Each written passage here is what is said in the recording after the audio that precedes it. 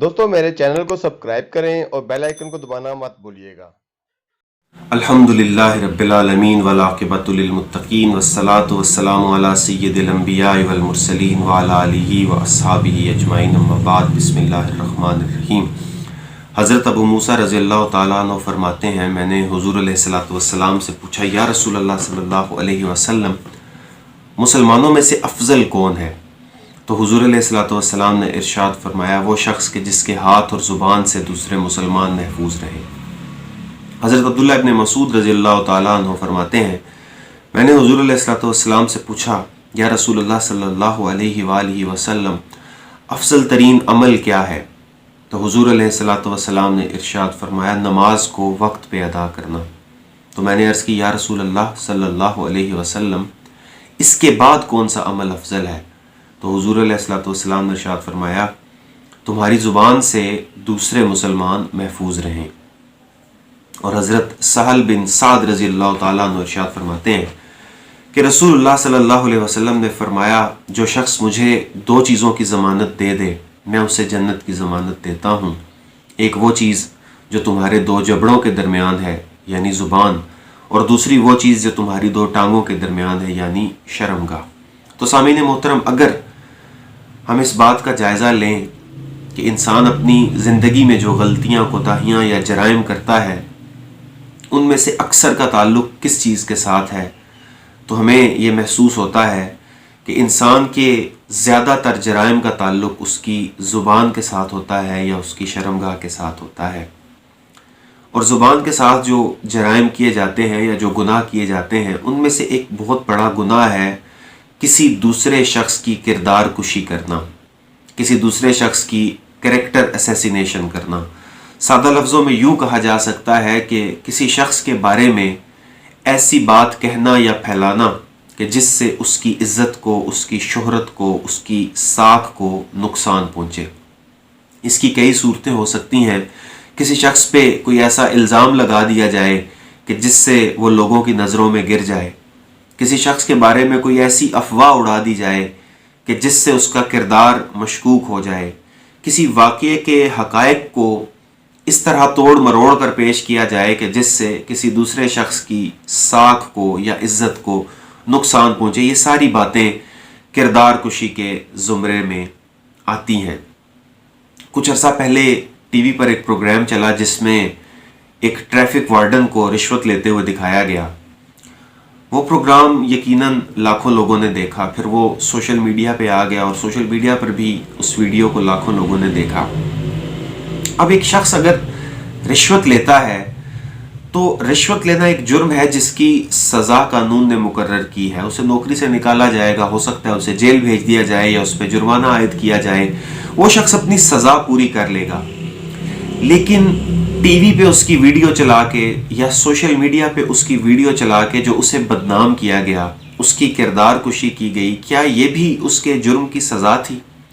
کیا یہ سزا بھی قانون نے لکھی ہوئی ہے کہ کسی بھی رشوت لینے والے انسان کو ہمیشہ ہمیشہ کے لیے لوگوں کی نظروں میں بدنام کر دیا جائے تاکہ وہ ساری زندگی پھر لوگوں سے منہ چھپاتے ہوئے گزارے؟ اور پھر اس سزا کا دائرہ کار صرف اس کی ذات کی حد تک نہیں رہ جاتا، بلکہ اس کے چھوٹے بچے جو اسکول جاتے ہیں، کیا وہ دوسرے بچوں کے ساتھ نظریں ملانے کے قابل رہ جاتے ہیں؟ کیا اس کی بیوی محلے کے دوسرے گھروں میں جانے کے قابل رہ جاتی ہے؟ کیا اس کا بوڑھا باپ محلے کی مسجد میں نماز پڑھنے جا سکتا ہے؟ تو ایک شخص کے جرم کی سزا ہم اس کے پورے خاندان کو ذہنی اذیت دے کر کیوں دیتے ہیں؟ اور اس ایک شخص کی غلطی کی وجہ سے وہ پورا خاندان ساری زندگی منہ چھپا کر اس معاشرے میں اپنی زندگی گزارنے پر مجبور ہو جائے۔ کیا یہ رویہ، کیا یہ طریقہ کار ٹھیک ہے؟ یہ تو ایک چھوٹی سی میں نے آپ کے سامنے مثال رکھی ہے، اس کے ساتھ جڑے ہوئے مزید کئی بھیانک پہلو ہیں۔ مثال کے طور پہ جب کوئی ویڈیو یا کوئی ایسا واقعہ سوشل میڈیا کی زینت بنتا ہے تو آپ اس کے کامنٹ سیکشن میں جا کر دیکھیں، لوگوں نے گالیوں کے ڈھیر لگائے ہوئے ہوتے ہیں اور لعنت لعنت لعنت کے انبار لگائے ہوئے ہوتے ہیں۔ حضور علیہ الصلوۃ والسلام کے ایک صحابی ہیں، حضرت جابر بن سلیم رضی اللہ تعالیٰ عنہ۔ آپ فرماتے ہیں کہ میں نے حضور علیہ الصلوۃ والسلام سے عرض کی، یا رسول اللہ صلی اللہ علیہ وسلم، مجھے نصیحت فرمائیے۔ تو حضور علیہ الصلوۃ والسلام نے ارشاد فرمایا کسی کو گالی مت دینا. آپ کہتے ہیں کہ اس کے بعد میں نے کسی آزاد کو، کسی غلام کو، حتیٰ کہ کسی بکری کو یا کسی اونٹ کو بھی گالی نہیں دی. پھر حضور علیہ الصلوۃ والسلام نے ارشاد فرمایا اگر کوئی تمہیں گالی دے اور تمہیں اس عیب پر شرمندہ کرے جس عیب کے بارے میں وہ جانتا ہو کہ تم میں پایا جاتا ہے، تو تم اسے اس عیب پر شرمندہ نہ کرنا کہ جس کے بارے میں تم جانتے ہو کہ یہ عیب اس شخص میں پایا جاتا ہے. تو اسلام تو ہمیں منع کرتا ہے کہ اگر تمہیں کسی کے عیب کے بارے میں پتہ بھی ہو، کسی کی خرابی کے بارے میں پتہ بھی ہو، تو پھر بھی اس کی پردہ پوشی کرو اور اس کو اچھال اچھال کے اسے بدنام کرنے کی یا لوگوں کے سامنے ننگا کرنے کی کوشش نہ کرو. اور لعنتیں بھیجنا تو ہمارا مشغلہ بن چکا ہے. حضور علیہ الصلوۃ والسلام ارشاد فرماتے ہیں جب کوئی شخص لعنت بھیجتا ہے تو یہ آسمان کی طرف جاتی ہے، آسمان کے دروازے بند کر دیے جاتے ہیں، تو یہ زمین کی طرف لوٹ آتی ہے، اس پر زمین کے دروازے بھی بند کر دیے جاتے ہیں. پھر یہ دائیں بائیں گھومتی ہے، جب اسے کوئی جگہ نہیں ملتی تو یہ اس شخص کی طرف جاتی ہے جس پر لعنت بھیجی گئی ہوتی ہے. پھر اگر تو وہ شخص لعنت کا مستحق ہو تو اس پر پڑ جاتی ہے، ورنہ یہ لعنت واپس اسی شخص کی طرف لوٹ کر آتی ہے کہ جس نے لعنت بھیجی ہوتی ہے. تو جب ہم کامنٹ میں لکھنے بیٹھتے ہیں لعنت لعنت لعنت، تو اس وقت ایک لمحے کے لیے ہمیں سوچنا بھی چاہیے کہ جس شخص پر ہم لعنت بھیج رہے ہیں کیا یہ شخص واقعی لعنت کا مستحق ہے یا ہم اپنے گناہوں میں اضافہ کرنے جا رہے ہیں. پھر یہ جرم یہیں پہ ختم نہیں ہو جاتا، بلکہ ہمارے پاس ایک اور آپشن موجود ہوتا ہے، شیئر کرنے کا آپشن. ہم پہلے تو لعنتوں سے نوازتے ہیں، دوسروں کو گالیاں دیتے ہیں، اس کے بعد پھر ہم اس خبر کو بغیر تصدیق کیے، بغیر سوچے سمجھے شیئر کر دیتے ہیں. مثال کے طور پہ فیس بک پہ اکثر ایسی پوسٹ نظر سے گزرتی ہے، کسی شخص کی تصویر لگی ہوتی ہے، ساتھ لکھا ہوتا ہے یہ قادیانی ہے اور یہ دوسرے لوگوں کے ایمان کو خراب کرنے کی کوشش کر رہا ہے. اب ہم لوگ پہلے تو اسے لعنتوں سے نوازتے ہیں، اسے گالم گلوچ کرتے ہیں اور اس کے بعد بغیر تصدیق کیے اس خبر کو آگے پھیلا دیتے ہیں. اگر ہمارے ساتھ 2000 لوگ ایڈ ہیں تو 2000 لوگوں تک ہم وہ خبر بغیر سوچے سمجھے، بغیر تصدیق کیے پہنچا سکتے ہیں. ہو سکتا ہے کہ اس کے دشمنوں نے، اس سے کسی بغض رکھنے والے، حسد رکھنے والے انسان نے اس کی شہرت کو نقصان پہنچانے کے لیے، اس کو لوگوں کے سامنے بدنام کرنے کے لیے یہ حرکت کی ہو، لیکن ہم بغیر سوچے سمجھے اس خبر کو شیئر کر دیتے ہیں. رسول اللہ صلی اللہ علیہ وسلم نے ارشاد فرمایا کسی شخص کے جھوٹا ہونے کے لیے یہی کافی ہے کہ وہ ہر سنی سنائی بات کو آگے پہنچا دے. تو ہمیں یہ خبریں پھیلاتے ہوئے اور پوسٹ شیئر کرتے ہوئے بھی احتیاط کرنی چاہیے کہ کہیں ہم نادانستہ طور پر کسی معصوم انسان کی کردار کشی کا سبب تو نہیں بن رہے. پھر اس بارے میں اللہ رب العزت نے ہمیں بڑی سخت تنبیہ کی ہے.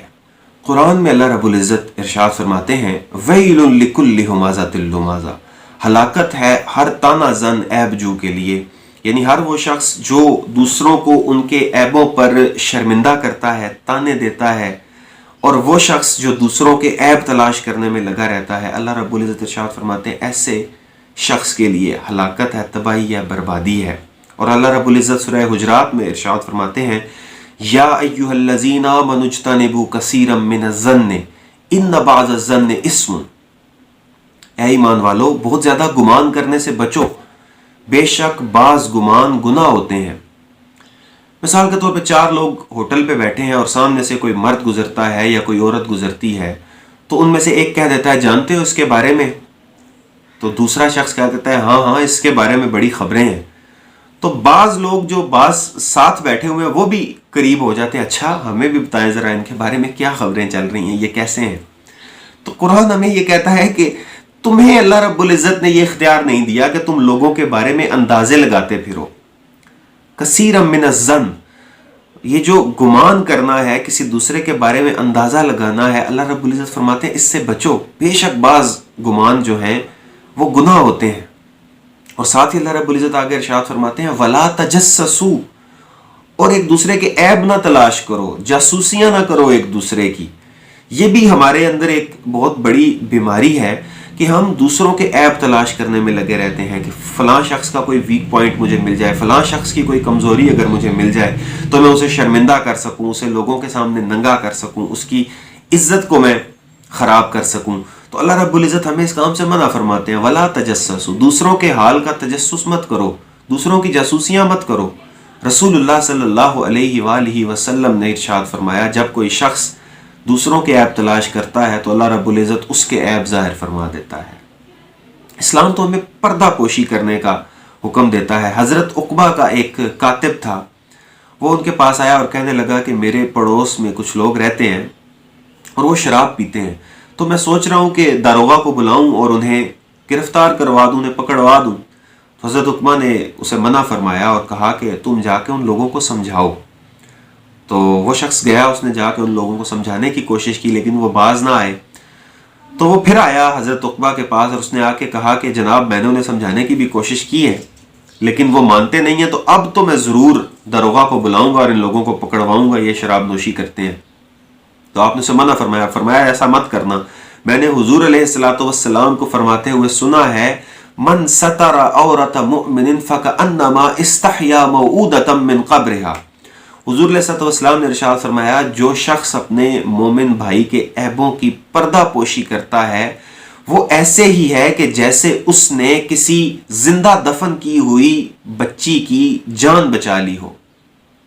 یہ کتنا بڑا اجر ہے کہ جیسے کسی معصوم بچی کو زندہ دفن کر دیا گیا ہو، اس کی جان بچائی جائے، یہ کتنا بڑا اجر اور ثواب کا کام ہے۔ حضور نے فرمایا کسی مومن کی عزت کو بچانا، اس کی پردہ پوشی کرنا، یہ بالکل اسی طرح ہے، یہ بہت بڑے اجر اور ثواب کی بات ہے۔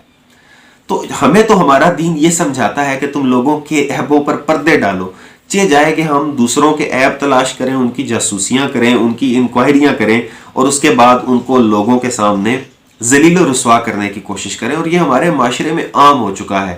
ہم بغیر سوچے سمجھے، بغیر دیکھے، بغیر ثبوت کے بلا وجہ دوسروں کے بارے میں سویپنگ سٹیٹمنٹس دیتے ہیں اور لوگوں کے سامنے ان کی عزت کو خراب کرنے کی کوشش کرتے ہیں۔ پھر اللہ رب العزت اسی آیت مبارکہ میں آگے ارشاد فرماتے ہیں وَلَا يَغْتَبْ بَعْضُكُمْ بَعْضًا، کہ تم میں سے بعضوں کی غیبت نہ کریں، ایک دوسرے کی غیبت نہ کیا کرو۔ حضور علیہ الصلوۃ والسلام نے صحابہ سے پوچھا غیبت کیا ہے؟ تو صحابہ نے عرض کی اللہ و رسولہ اعلم، اللہ اور اس کا رسول بہتر جانتے ہیں۔ حضور علیہ الصلوۃ والسلام نے ارشاد فرمایا کہ غیبت یہ ہے تم اپنے بھائی کے بارے میں ایسی بات کرو کہ اگر وہ سن لے تو اسے ناگوار گزرے۔ تو صحابہ نے عرض کی یا رسول اللہ صلی اللہ علیہ وسلم اگر ہم ایسی بات کریں، اس کی ایسی برائی بیان کریں کہ جو اس میں پائی جاتی ہو تو پھر؟ حضور علیہ الصلوۃ والسلام نے ارشاد فرمایا اگر اس میں پائی جاتی ہو تبھی تو وہ غیبت ہے، اگر نہ پائی جاتی ہو پھر تو وہ بہتان ہے۔ تو اللہ اور اس کے رسول صلی اللہ علیہ وسلم نے ہمیں پیٹھ پیچھے لوگوں کی برائیاں کرنے سے منع فرمایا، لوگوں کی غیبتیں کرنے سے منع فرمایا۔ اللہ رب العزت ارشاد فرماتے ہیں اَيُحِبُّ أَحَدُكُمْ أَن يَأْكُلَ لَحْمَ أَخِيهِ مَيْتًا فَكَرِهْتُمُوهُ۔ اللہ رب العزت فرماتے ہیں کیا تم میں سے کوئی اس بات کو پسند کرتا ہے کہ وہ اپنے مردہ بھائی کا گوشت کھائے، پس تم اسے مکروہ سمجھتے ہو، ناپسند کرتے ہو اس بات کو۔ وَاتَّقُوا اللَّهَ، تو اللہ رب العزت سے ڈرو۔ ان اللہ تواب الرحیم، اللہ رب العزت بہت توبہ قبول کرنے والا، بہت رحم فرمانے والا ہے۔ تو دوسروں کے کردار پر الزام لگانے، ان کے بارے میں بغیر سوچے سمجھے سٹیٹمنٹ دے دینی، کسی خبر کو بغیر سوچے سمجھے آگے پھیلا دینا، دوسروں کے گناہوں کو اپنے سر لے لینا اور آگے ایک گناہ جاریہ کا حصہ بن جانا، یہ اتنے آسان جرائم نہیں ہیں جتنا آسان ہم نے انہیں سمجھ رکھا ہے۔ یہ اتنے چھوٹے گناہ نہیں ہیں جتنا چھوٹا ہم نے سمجھ رکھا ہے۔ جو لوگ کسی بھی معصوم انسان، مرد یا عورت پر بہتان لگاتے ہیں، ان پہ الزام لگاتے ہیں، وہ بہت بڑا گناہ کرتے ہیں۔ قیامت والے دن انہیں اس کی بہت سخت سزا دی جائے گی، اور قیامت کو تو جو سزا ملے گی سو ملے گی۔ دنیا میں اس کے بہت سارے وبال ہیں، دنیا میں اس کے بہت سارے نقصان ہیں، دلوں میں دوریاں پیدا ہوتی ہیں۔ جب بھی کسی شخص کے بارے میں کہیں بیٹھ کے برائی کی جاتی ہے، چلتے چلتے بات اس تک پہنچ جاتی ہے، اور جب اسے یہ بات پتہ چلتی ہے کہ فلاں شخص نے میرے بارے میں یہ غلط باتیں کی ہیں یا میرے اوپر الزامات لگائے ہیں، میرے اوپر سنگین قسم کے اس نے الزامات لگائے ہیں، تو وہ شخص اس کے بارے میں بد دل ہو جاتا ہے۔ اس طرح لڑائیاں ہوتی ہیں، جھگڑے ہوتے ہیں، دوست دوستوں کے دشمن بن جاتے ہیں، گھر ٹوٹ جاتے ہیں، رشتہ داروں میں پھوٹ پڑ جاتی ہے، معاشرے میں فساد برپا ہو جاتا ہے۔